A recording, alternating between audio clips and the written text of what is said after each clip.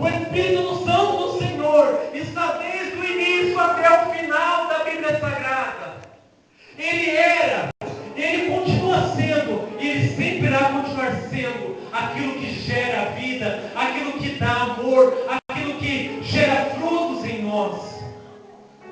A Bíblia fala então que a partir de Atos dos Apóstolos, capítulo 2, o Espírito do Senhor vem sobre a terra, não como era no Antigo Testamento, onde ele vinha somente sobre os profetas, sobre os homens escolhidos, sobre os sacerdotes, ou só sobre alguns. A partir de Atos capítulo 2, existe uma explosão no mundo espiritual sobre a face da terra. Em Atos Apóstolos capítulo 2 acontece um derramar. É como se Deus abrisse no céu as comportas e visse uma cachoeira de poder sobre o planeta Terra.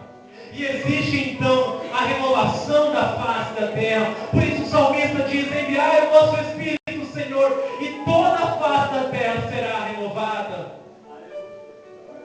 A igreja que tinha sido gerada dentro do ventre de Maria. Por que, irmãos? Por que você se pergunta por que você está falando que a igreja foi gerada dentro do ventre de Maria? Maria, quando ela disse o seu sim para Deus, ela emprestou o seu útero, o seu ventre, o seu corpo para a obra da salvação, para a obra da redenção dos pecados da humanidade.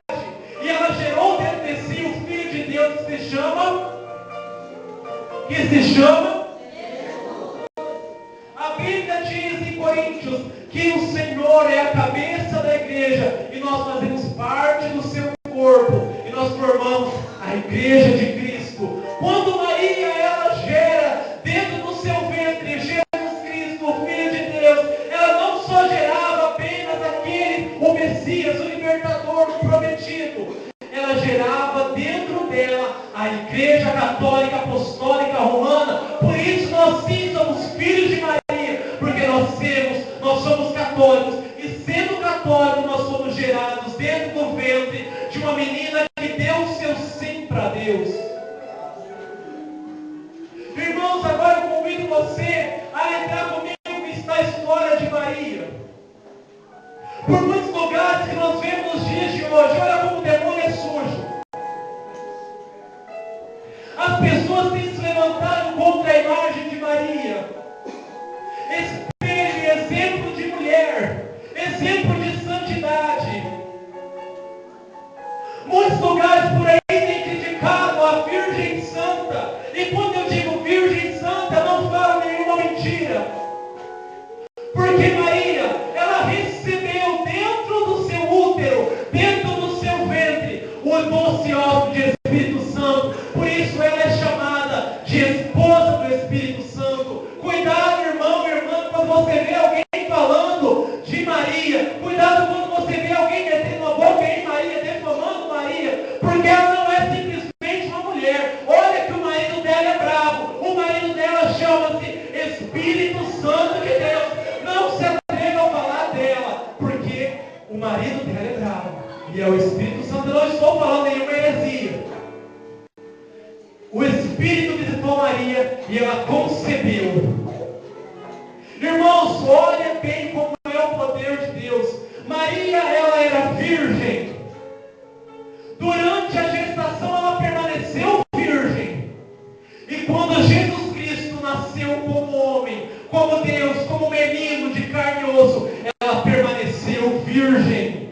Por isso nós a temos como a Virgem Santa, porque ela não conheceu homem algum, ela não conheceu pecado algum, ela foi escolhida para ser a mãe de Deus. Quando eu paro e penso, irmãos, a presença de Deus é algo tão extraordinário, é algo tão santo, que a Bíblia nos fala no livro do Êxodo, que homem algum pode ver o rosto de Deus, porque se olhar dentro do rosto de Deus, certamente ele cairá por terra e irá morrer. Tamanha a santidade, tamanha a beleza. Deus não habita em lugar impuro, Deus não habita em lugar imundo, em templo sujo. Agora imagine você, se Maria não fosse uma mulher santa, uma menina que se guardasse, uma menina de modéstia,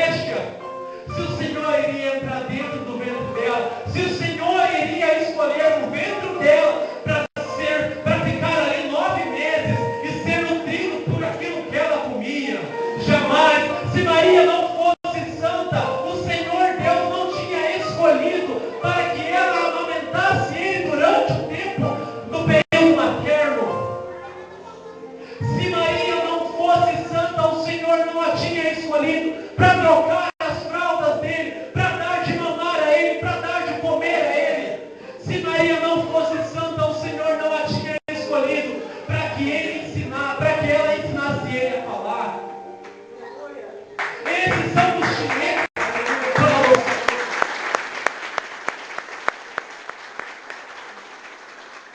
A Bíblia fala então que Maria, tendo concebido do Espírito Santo,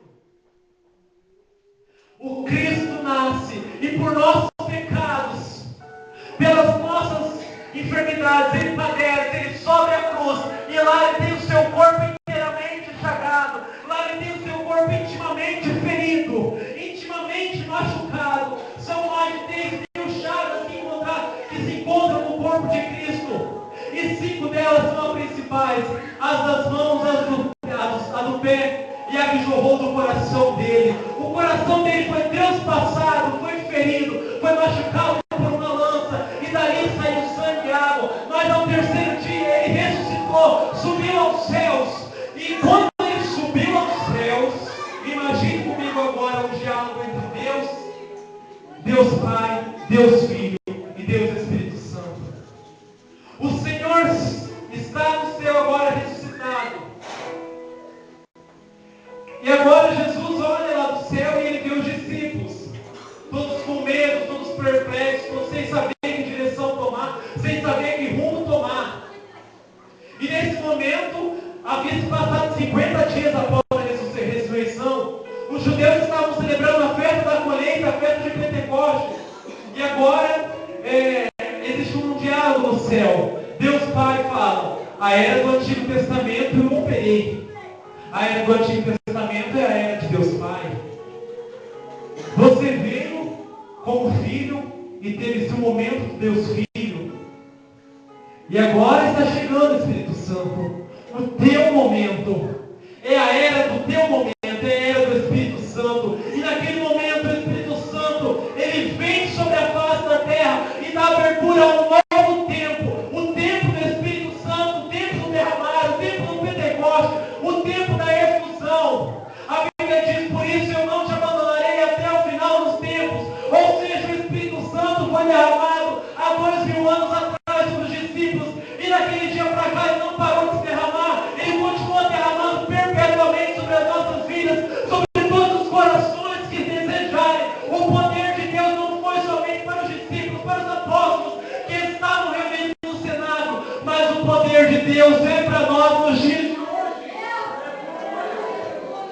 Irmãos, e a partir daquele momento houve uma explosão no coração daqueles discípulos, e eles viam como línguas de fogo que se repartiam e se repousavam sobre ele. E ali nasce a igreja. E ali nasce não, perdão, a igreja tinha se nascido no ventre de Maria. A igreja estava reunida ali, e quando o Espírito vem sobre ela, a igreja toma uma coragem, toma um ânimo e sai dali anunciando, e sai dali pregando, realizando cura, e os sinais começam a acontecer. Imagine você agora, um grupo de pessoas que estão reunidas, e de repente aparece no céu línguas de fogo, e as pessoas começam a falar em outras línguas. Repete comigo: outras línguas. As pessoas começam a ter visão, de repente um começa a falar: eu estou vendo anjo, eu estou vendo isso, eu estou vendo aquilo. Imagine agora pessoas fazendo curas, pessoas fazendo milagres. A tua igreja, a Igreja Católica Apostólica Romana, nasceu no dia de Pentecostes, por isso é uma igreja assim, pentecostal, do reteté, do barulho, da unção, do poder, do fogo, do Espírito Santo. A tua igreja não nasceu lá nos Países Baixos, nos continentes do frio lá.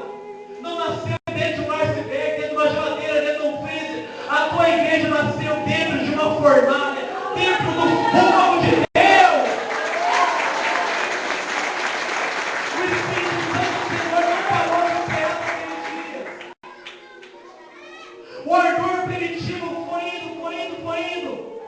E chegou até o momento onde nasceu a renovação carismática católica. E daí começou, e daí não parou. Pessoas pelo planeta